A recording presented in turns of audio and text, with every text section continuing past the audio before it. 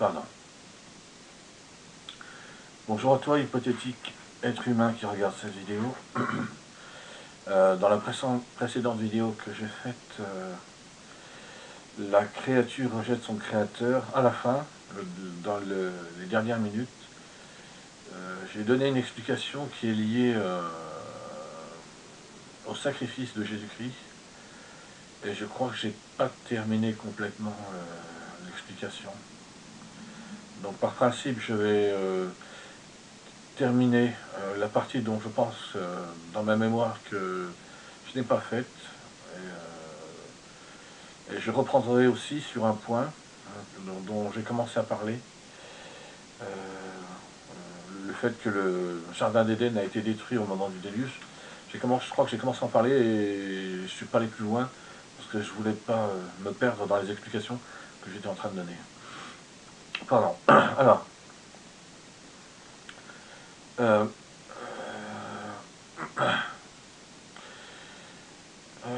donc, là, pour comprendre ce que je vais dire, parce que sinon, c'est ce que j'ai fait dans la précédente vidéo, et je vais constamment être obligé de reprendre des informations que j'ai données dans d'autres vidéos, et donc pour recontextualiser, et ça va être un peu... ça complique les explications que je donne, quoi. Pour arriver à ne pas me perdre, moi, personnellement, ça me complique la tâche, quoi. Donc, la personne hypothétique qui écoute cette vidéo, pour qu'elle comprenne, il faut qu'elle ait déjà écouté d'autres vidéos ou lu mon livre qui est là derrière, présenté, il y a l'affiche en haut et un peu en bas un exemplaire du livre. Donc il faut qu'elle ait lu le chapitre du livre qui s'appelle Rébellion dans le royaume des cieux. Comment il y a un sous-titre Drame familial et guerre fratricide. Voilà. Alors, j'étais en train de parler, donc dans la précédente vidéo, à la fin, la vidéo La créature rejette son créateur, du contrat officiel de création que Cœur de haine, en se faisant passer pour, soit en se faisant passer pour Concepteur le créateur, ou soit en envoyant quelqu'un au nom de Concepteur le créateur, et donc n'ayant pas besoin de se faire passer pour, a dû présenter à un organisme qui dépend du gouvernement céleste le contrat officiel de création pour un nouveau genre d'être humain, un nouveau genre d'être vivant, intelligent, spirituel sur une nouvelle planète, en l'occurrence les êtres humains. Ce contrat de création était fait d'une telle manière qu'il incluait tout ce qui se passerait dans l'hypothèse où Ève et Adam, les deux premiers êtres humains placés dans le jardin d'Éden, viendraient être chassés du jardin d'Éden. Et j'ai expliqué que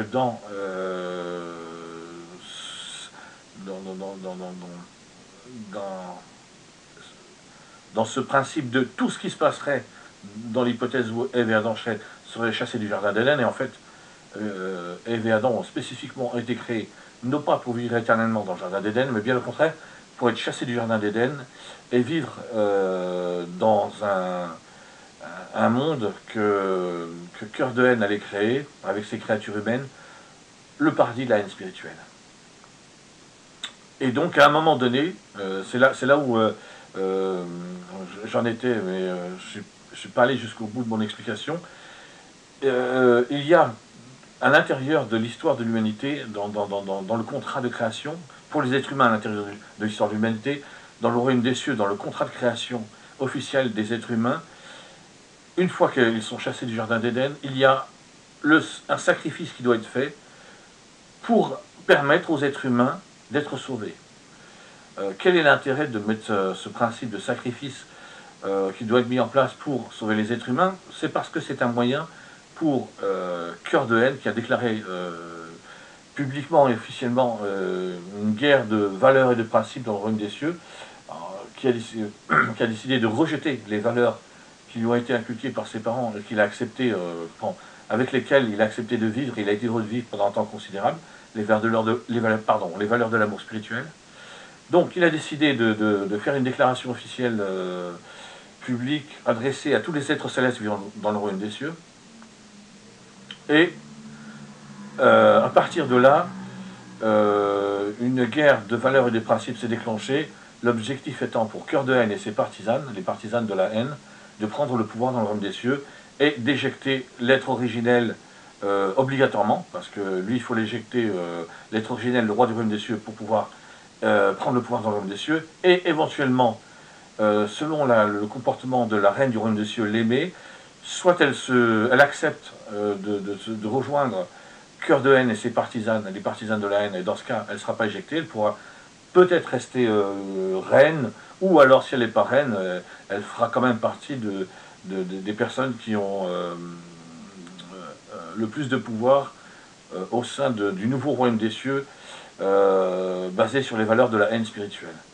Et si elle rejette, ben dans ce cas, il faudra aussi l'éliminer comme doit être éliminé l'être originel, le roi du royaume des cieux. Et donc, justement, une fois qu'Ève et Adam sont chassés du jardin d'Éden, juste après, Cœur de Haine fait sa déclaration publique officielle destinée à tous les êtres célestes vivant dans le cieux. À partir de là, le conseil de la famille royale se réunit et prend une décision. Deux hypothèses sont possibles. Par rapport au fait qu'il y a un sacrifice pour sauver les êtres humains et leur permettre d'être ressuscités et de vivre éternellement après leur résurrection, contrairement à ce qui se passe après qu'Ève et Adam soient chassés du jardin d'Éden. Ève meurt, Adam meurt, la Bible précise le temps de vie d'Adam au moment où il meurt, 930 ans, et donc tous les descendants d'Ève et Adam meurent aussi. Donc, deux possibilités. Soit le conseil de la famille royale prend la décision de rejeter l'obligation d'un sacrifice pour sauver les êtres humains, parce que, en fait, j'ai oublié de le préciser, dans le contrat officiel de création des êtres humains, une fois qu'Ève et Adam sont chassés du jardin d'Éden, une seule personne peut peut se proposer pour offrir sa vie en sacrifice pour que les êtres humains puissent être ressuscités et vivre éternellement après la résurrection. Une seule personne, c'est l'Aimée, la reine du royaume des cieux. Parce que quand Cœur de Haine a mis en place ce principe de sacrifice, son objectif c'était de piéger l'être originel pour l'amener à prendre une décision qui, d'une manière ou d'une autre, d'après lui, d'après son plan, aboutirait à un désastre pour l'être originel. Et pour tous les êtres célestes qui vivent dans les valeurs de l'amour spirituel. Donc, il a fait en sorte, dans le contrat officiel de création, que ce soit exclusivement l'Aimée, la reine du royaume des cieux, qui peut offrir sa vie en sacrifice. Si elle le refuse, les êtres humains resteront pour toute l'éternité les créatures et les enfants de Cœur de Haine. Voilà. Donc,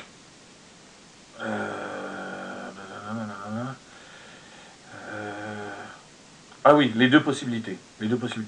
Dans le cas où le conseil de la famille royale se réunit pour prendre une décision, dans le cas où il prendrait la décision de refuser de venir en aide aux êtres humains, de les sauver, et donc Cœur de Haine deviendrait pour l'éternité le créateur et le père des êtres humains.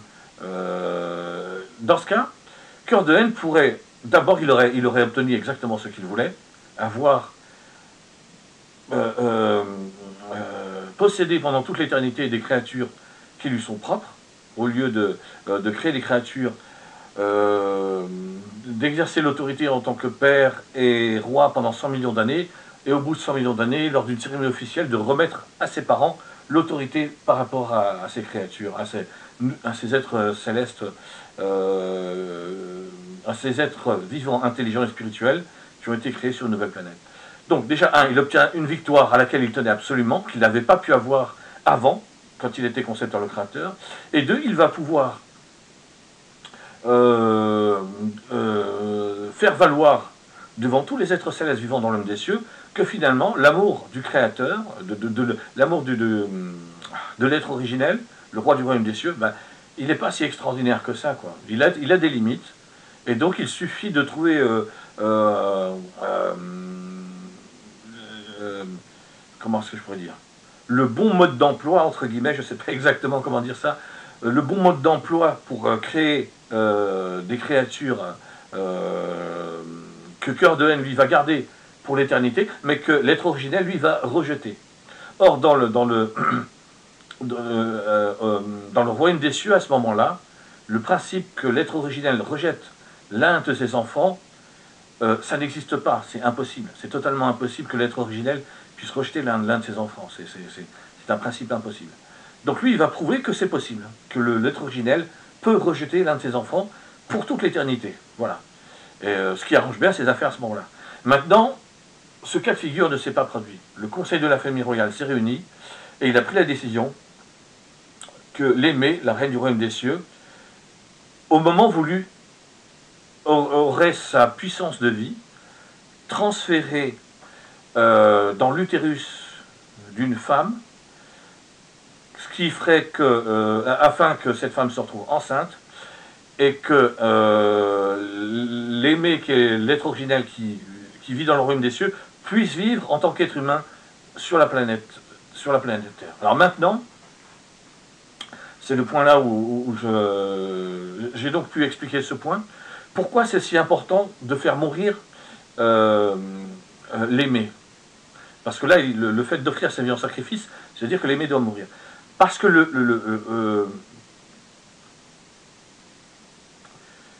pour plusieurs raisons. Je vais essayer d'être simple, mais pour plusieurs raisons.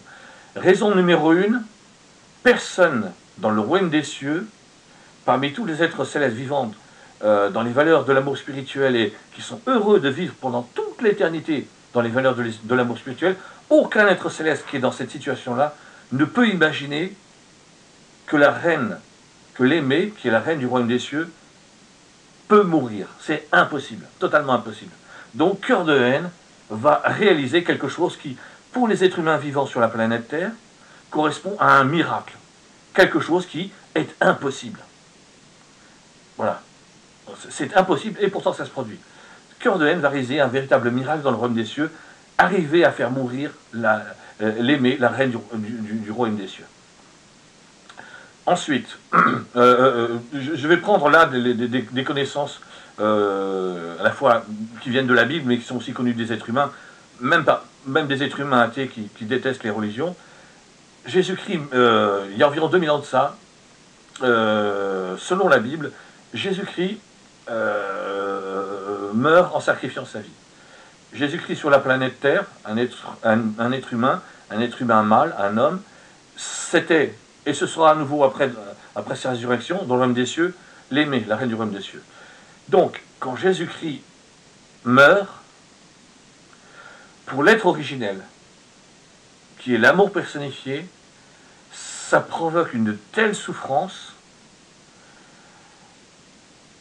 en tenant compte aussi du fait que tout ce qui se passe sur la planète Terre, toutes les injustices, toutes les souffrances, toutes les horreurs qui se passent sur la planète Terre, ont déjà considérablement affaibli l'être originel qui est l'amour personnifié.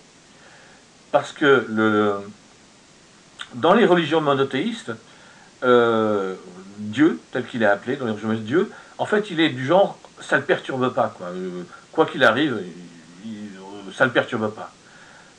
Dans les visions du royaume des cieux que j'ai eues, l'être originel, qui est l'amour personnifié, est profondément perturbé par tout ce qui se passe sur la planète Terre, par toutes les injustices, par toutes les souffrances, par toutes les horreurs, et il va se retrouver dans une situation qui peut paraître, là encore, qui était totalement impossible. Donc c'est le second miracle que Cœur de Haine va réussir grâce à la haine spirituelle, grâce avec les êtres humains, grâce au paradis de la haine spirituelle, quelque chose donc qui était impossible dans le royaume des cieux d'imaginer, il va tomber gravement malade. L'être originel va tomber gravement malade. Parce que, alors, il y a un principe que j'explique dans mon livre.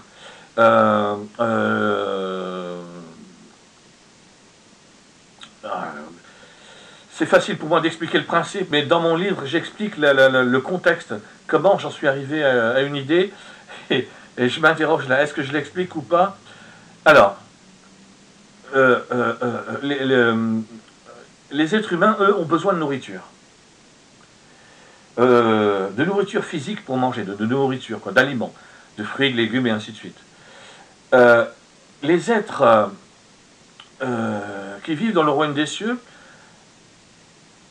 ont une forme de nourriture, une forme de, hein, je ne dis pas que c'est littéralement de la nourriture, mais c'est une forme de nourriture parce que exactement de la même façon qu'un être humain, quand il apprend une bonne nouvelle, intérieurement ça lui fait du bien. Ça lui fait vraiment du bien, ça l'aide, ça le vivifie, ça lui donne du courage, de la force.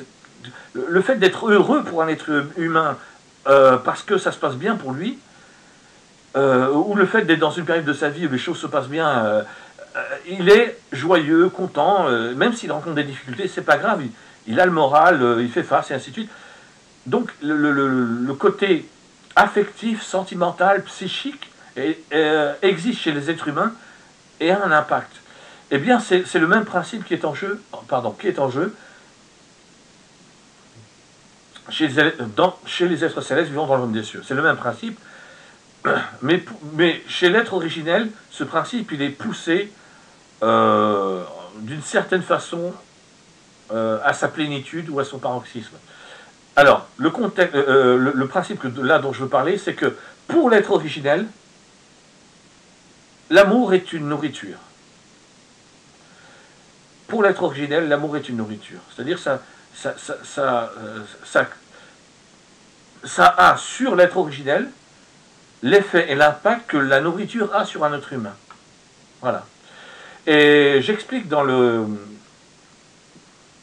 que j'ai médité, que c'est une méditation personnelle, une réflexion personnelle que j'ai eue après avoir écouté une chanson du chanteur américain Prince.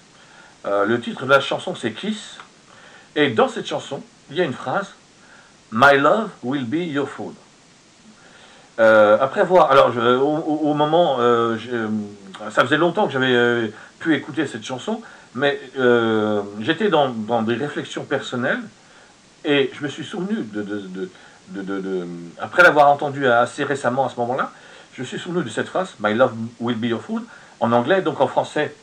Mon amour sera ta nourriture ou mon amour te nourrira. Je pense que c'est plutôt mon amour sera ta nourriture. Eh bien, en méditant sur les visions du royaume des cieux que j'ai eues, en essayant de comprendre comment ça se passe dans le royaume des cieux, cette phrase a eu un très grand impact sur moi et je me suis dit, ok, essayons de travailler cette phrase. Et c'est comme ça que j'en suis venu à comprendre, en faisant une sorte de rapprochement entre les... c'est plus qu'un rapprochement, comment est-ce que je pourrais dire ça? Comment ça s'appelle quand... je sais pas, j'arrive pas à trouver le mot exact, donc je vais dire rapprochement. En faisant un rapprochement entre les visions du royaume des cieux que j'ai eues et le sujet de méditation que j'avais à ce moment-là, eh bien, c'est là que j'en suis venu à comprendre que pour l'être originel, l'amour est une véritable nourriture. Donc quand il crée l'être originel, qui est l'amour personnifié, donne la vie à des êtres vivants, intelligents et spirituels, crée des êtres vivants, donne la vie à des créatures, il les crée de telle manière que toutes les relations que ces créatures vont avoir avec lui et toutes les relations que les créatures vont avoir entre elles sont basées sur l'amour. Et ce principe de relation fonctionne comme une véritable nourriture pour l'être original. Ça lui procure un plaisir, une sensation intérieure de plénitude qu'il n'avait pas avant de créer des êtres vivants intelligents et spirituels, avant de donner la vie à des êtres vivants intelligents et spirituels. Donc, le fait qu'à un moment donné dans sa vie, l'être originel qui vivait seul dans le néant, il passe par un certain nombre d'étapes, et dans une des étapes, il se dit, je vais commencer à créer. En fait, au départ, l'être originel, il vit seul dans le néant, et il vit dans des mondes intérieurs, dans des mondes imaginaires. Ce qui est très facile à comprendre pour les êtres humains, parce que les êtres humains ont des mondes intérieurs, des mondes imaginaires. Et puis à un moment de sa vie, quand il est arrivé à un certain point, il prend la décision de de se mettre à créer à l'extérieur de lui-même. C'est-à-dire que tout ce qu'il est capable de créer dans ces mondes imaginaires, il va commencer à les créer à l'extérieur. Il ne va pas directement passer à... Il va pas directement créer des êtres vivants, intelligents, spirituels. Il va passer par tout un tas d'étapes. La première étant de concevoir et de créer un monde matériel, un univers avec des galaxies, des systèmes solaires, des planètes, et ainsi de suite. Et une fois que il aura commencé à apprécier de vivre dans cet univers, il passera à autre chose, il va choisir une planète en particulier, sur laquelle il va créer tout un environnement, l'environnement naturel qui est connu des êtres humains, les forêts, les bois, les fleuves, les mers, les océans, et ainsi de suite, des animaux, et ainsi de suite. Donc, alors, pour quelqu'un qui, je précise, je suis obligé, j'ai voulu éviter de faire ce que j'avais fait dans une autre vidéo, mais je suis obligé. Pour quelqu'un qui dirait, mec, ce que tu dis là, pour moi, ça n'a aucun intérêt, c'est nul, parce que tu fais de l'anthropomorphisme. Je suis d'accord, du point de vue d'un être humain, c'est de l'anthropomorphisme. Pour moi, pour qui le royaume des cieux existe réellement, cœur de haine existe réellement, tous les êtres célestes dont je parle existent réellement, il y a une chronologie. C'est-à-dire que, chronologiquement, c'est dans le royaume des cieux. Le royaume des cieux, c'est un système solaire avec une vingtaine de planètes. Et sur chaque planète, il y a il y a des millions, ou des centaines de milliers, des millions ou plus d'êtres vivants, intelligents et spirituels. Donc, ce seraient des extraterrestres, quoi, des extraterrestres. Et c'est parce que d'abord, dans le royaume des cieux, tout ça a existé, qu'ensuite, chronologiquement, bien plus tard, beaucoup plus tard, ça a fini par exister sur la planète Terre. Voilà. Alors, d'où est-ce que j'étais parti? Oui, my love will be your food. Mon amour sera ta nourriture. Donc, j'en reviens à ce que je disais sur le sacrifice de Jésus-Christ. Sur la planète Terre, c'est un être humain, mâle, un homme. Dans le royaume des cieux, avant et après la résurrection, un être féminin, la reine l'aimée, la reine du royaume des cieux. Donc je disais que tout ce qui se passe sur la planète Terre, tout ce qui s'est passé sur la planète Terre avant le sacrifice de Jésus-Christ, a eu un très grave impact sur l'être originel, parce que comme l'amour est une nourriture pour lui fait beaucoup de bien, le vivifie, lui donne un sentiment de plénitude qu'il n'avait pas avant de se mettre à créer des êtres vivants, intelligents et spirituels, avant de se mettre à donner la vie à des créatures, eh bien la haine spirituelle, toutes les injustices, toutes les souffrances, toutes les horreurs qui se produisent dans le monde des êtres humains, l'existence du paradis de la haine spirituelle, donc le monde humain tel qu'il existe, ça a aussi un très grand impact, mais dans l'autre sens, ça l'a rendu gravement malade.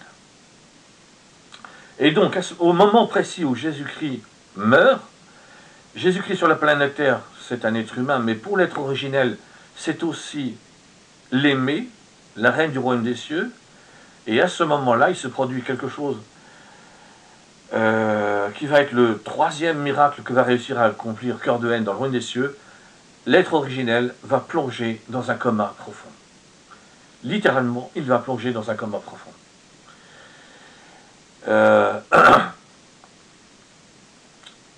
Et donc, est-ce que j'arrive au bout? Voilà. Et justement, dans ce principe de Cœur de haine qui déclare la guerre à ses parents célestes, et surtout à l'être originel, qui est le roi du royaume des cieux, l'amour personnifié, là, il atteint un objectif extraordinaire, ce troisième miracle-là, où les deux en même temps, le deuxième et le troisième miracle, la mort de Jésus-Christ, qui dans le royaume des cieux est l'aimé, la reine du royaume des cieux, qui provoque le fait que l'être originel, le roi du royaume des cieux, qui est l'amour personnifié, est plongé dans le coma, là, cœur de haine, il est en pleine gloire. Au moment précis de la mort de Jésus-Christ, dans le royaume des cieux, cœur de haine, il est en pleine gloire totale parce qu'il a réussi à accomplir 3 miracles, dont le deuxième et le troisième en même temps.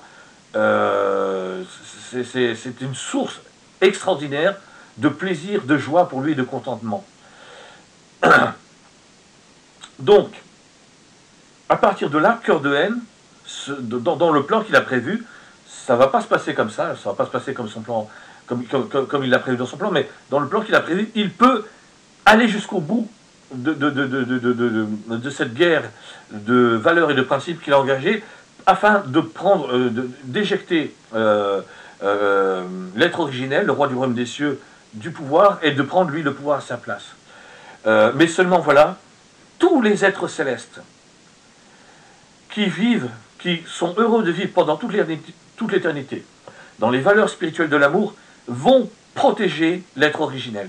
Tous, sans aucune exception, ils vont protéger l'être originel. C'est-à-dire qu'ils vont faire en sorte que l'être originel ne puisse pas être éjecté du pouvoir. Donc déjà, ils vont interdire à cœur de haine de déclarer officiellement qu'il prend... S'il veut déclarer officiellement qu'il prend le pouvoir, eux vont venir lui bloquer le passage. S'il veut de force prendre le pouvoir, ils vont lui bloquer le passage. Il faut bien comprendre que tout ça a été prévu à l'avance. Tout ça a été prévu à l'avance. L'être originel a fait en sorte qu'il possède dans son corps une source, comme tous les êtres célestes dans leur corps possèdent une source. Une source, c'est un organe qui permet qui envoie de l'énergie dans tous les organes du corps d'un être céleste. Ça vivifie le corps et ça protège le corps. L'être originel, a une particularité, c'est que la source de l'être originel est capable de générer une puissance infinie. C'est-à-dire que la source de l'être originel est capable de générer une puissance qui ne s'arrête jamais, qui n'a pas de fin. Ou qui peut augmenter en intensité sans s'arrêter. C'est pour ça qu'il est capable de vivre, qu'il a été capable de vivre seul dans le néant, avant de se mettre à créer un univers avec des galaxies, systèmes solaires, planètes, et des êtres, et plus tard, des créatures intelligentes et spirituelles, des êtres vivants intelligents et spirituels. Donc, je peux m'arrêter là pour le principe du sacrifice de Jésus-Christ par rapport au royaume des cieux et sur ce point précis.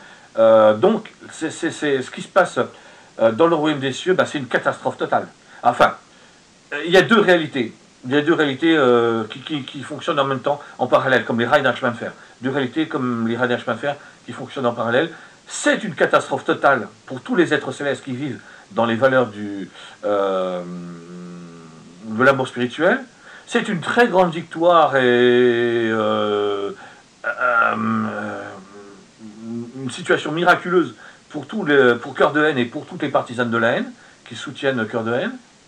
Mais du côté des êtres célestes qui vivent dans les valeurs de l'amour spirituel, en même temps que c'est une véritable catastrophe, une tragédie, un drame, puisqu'ils vont tous être solidaires pour protéger l'être originel, c'est aussi un moment où toutes les valeurs de l'amour spirituel, tout l'amour qu'ils ont, va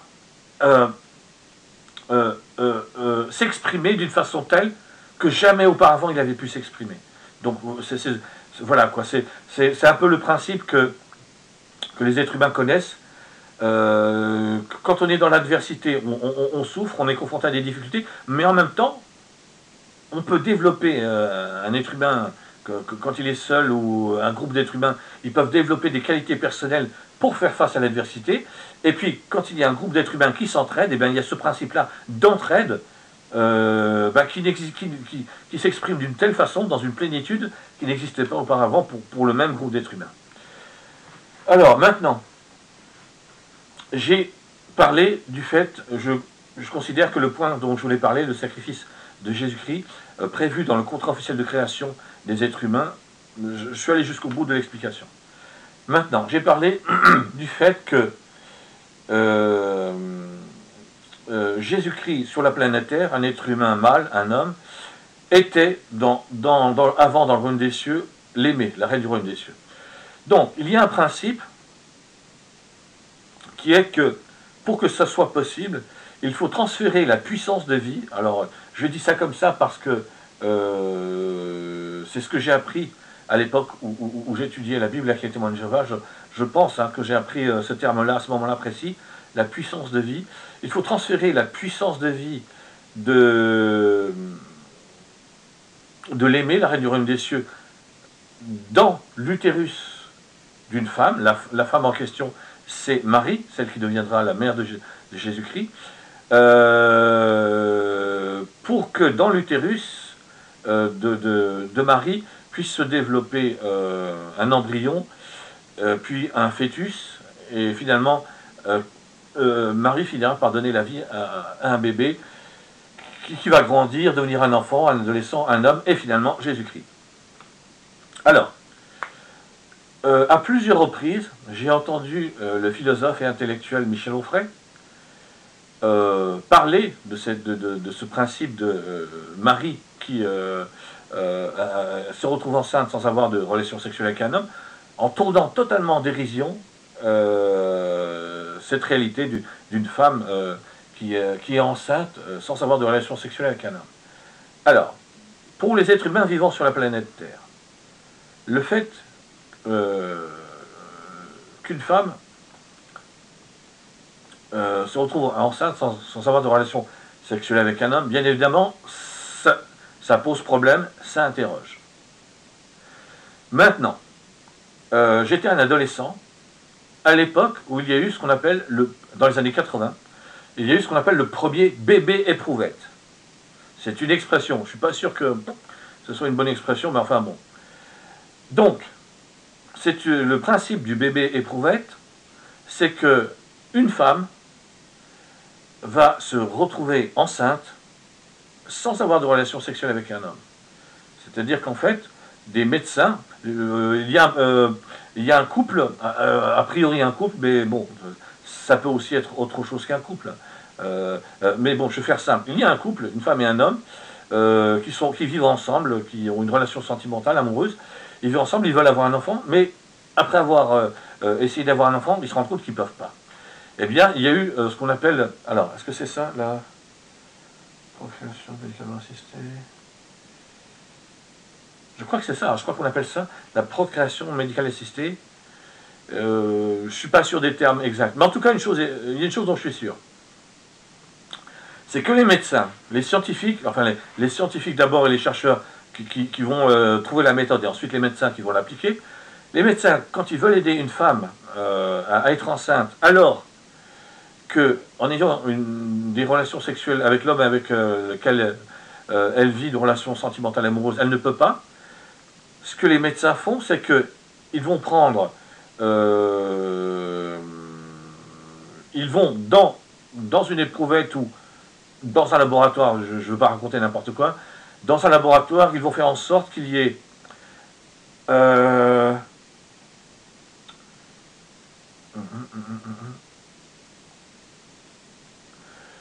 alors pour la femme, c'est un ovule, pour l'homme, ce sont des spermatozoïdes, donc ils vont faire en sorte qu'il y ait un ovule qui soit fécondé par des spermatozoïdes fertiles, et une fois que cet ovule est fécondé, ils vont le transférer à l'intérieur de l'utérus de la femme, et à partir de ce moment-là, dans l'utérus de la femme, l'ovaire va pouvoir se développer.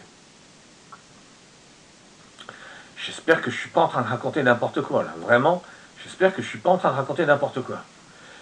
Et donc, si je ne suis pas en train de raconter n'importe quoi, ça veut dire qu'une femme peut se retrouver enceinte sans avoir de relation sexuelle avec un homme grâce à la médecine. Maintenant, le fait que la puissance de vie qui se trouve, la puissance de vie de l'aimée, la reine du royaume des cieux, soit transférée dans l'utérus de Marie, comment ça peut se faire? Alors, bibliquement, on parle de miracle. Mais pourquoi parle-t-on de miracle? Parce que dans... Pardon. Parce que dans les religions monothéistes, quand on fait référence à l'endroit où se trouve Dieu, en l'occurrence, il n'est pas question de technologie. À aucun moment, jamais. C'est pour ça qu'on parle de miracle. Mais personnellement, dans les visions du royaume des cieux que j'ai eues, le royaume des cieux, enfin le royaume des cieux, les êtres célestes, déjà, oui, si, je me suis pas trompé. Le royaume des cieux, c'est un système solaire avec une vingtaine de planètes. Sur chaque planète, il y a des centaines de milliers, des millions, ou peut-être plus, d'êtres vivants, intelligents et spirituels. Et tous possèdent une technologie. Alors, ça peut être différent selon chaque planète, hein. Ça peut être différent. Mais il y a au moins un minimum de technologie possédée par chaque planète. Et donc, la technologie de ces extraterrestres qui vivent dans le royaume des cieux, des êtres célestes vivant dans le royaume des cieux, est largement supérieure à tout ce que les êtres humains connaissent aujourd'hui. Voilà, largement supérieure. Donc, l'explication toute simple, c'est que ce qui va être fait depuis le royaume des cieux, c'est d'utiliser une technologie qui n'a pas de sens pour les êtres humains, puisqu'ils ne la connaissent pas, mais qui va faire le même effet que les médecins qui veulent aider une femme qui ne peut pas être enceinte avec l'homme avec lequel elle a une relation sentimentale et amoureuse. Les médecins vont en dehors, dans un laboratoire, mettre ensemble un ovule et des spermatozoïdes pour que l'ovule soit fécondé. Une fois que l'ovule soit fécondé, en partant du principe que cet ovule fécondé est fertile, va pouvoir donner un embryon puis un utérus, cet ovule fécondé va être transféré dans l'utérus de cette femme qui veut un enfant, et elle va pouvoir se retrouver enceinte. Eh bien, c'est le même principe, sauf que la technologie qui vient du royaume des cieux permet de le faire d'une telle manière que pour les êtres humains, ben, ils ne peuvent pas l'expliquer, quoi. On ne sait pas comment c'est possible. Il n'y a aucune explication qui est donnée. D'autant plus que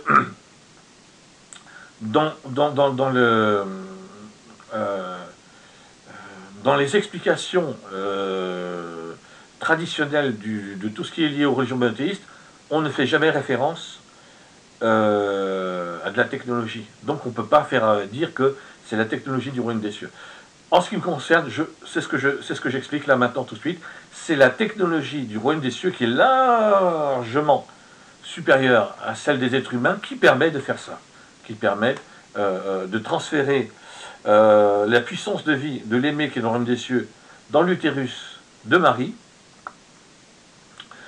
pour qu'elle se retrouve enceinte, qu'il y ait un embryon, que l'embryon se développe et devienne un fœtus, qui se développe jusqu'à finir par, lorsque Marie accouche, donner la vie à un bébé. Alors, pourquoi je précise qu'il s'agit bien, je précise, mais ça ne vient pas de moi, dans toutes les religions chrétiennes, c'est expliqué comme ça. Pourquoi je précise qu'il s'agit bien de la puissance de vie de l'aimée, qui était la reine du royaume des cieux avant, qui est transférée, et pas simplement, on s'arrange, la technologie du royaume des cieux permet qu'il y ait une fécondation dans le ventre, c'est bien ça, une fécondation, dans l'utérus de Marie, et ça donne un bébé qui deviendra un enfant, un adolescent, un homme, Jésus-Christ, tel qu'on le connaît au début du XXe siècle. Pourquoi cette précision? Parce qu'il y a un passage de la Bible qui explique quelque chose d'important, qui ne permet pas de donner une autre explication. Au moment du baptême de Jésus-Christ,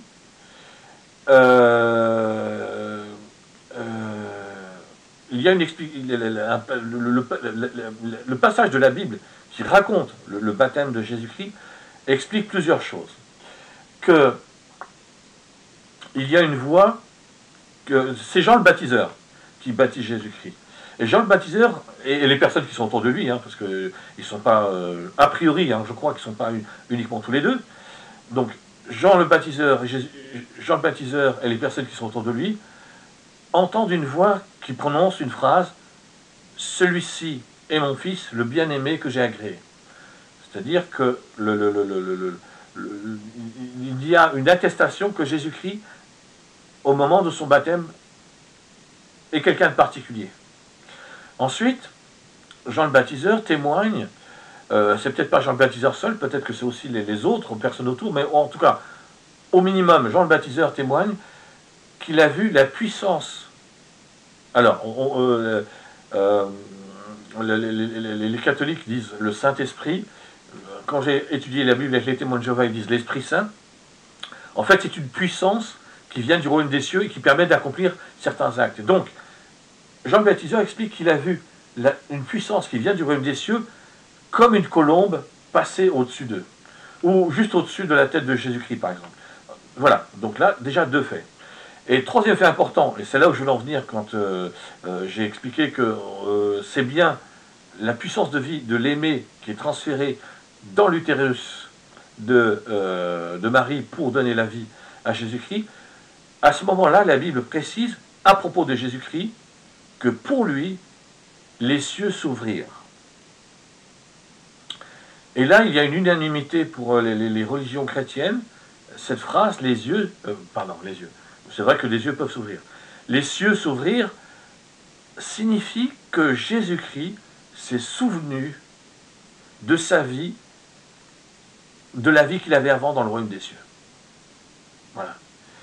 Donc,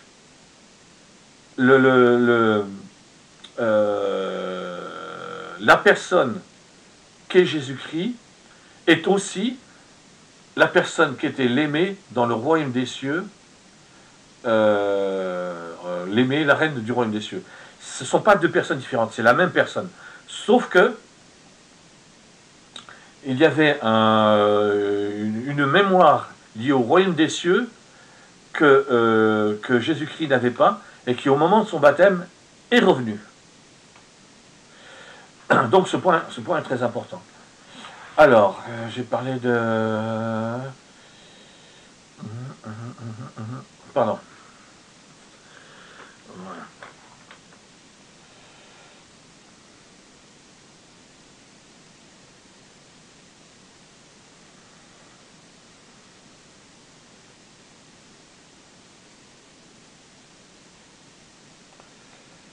Alors,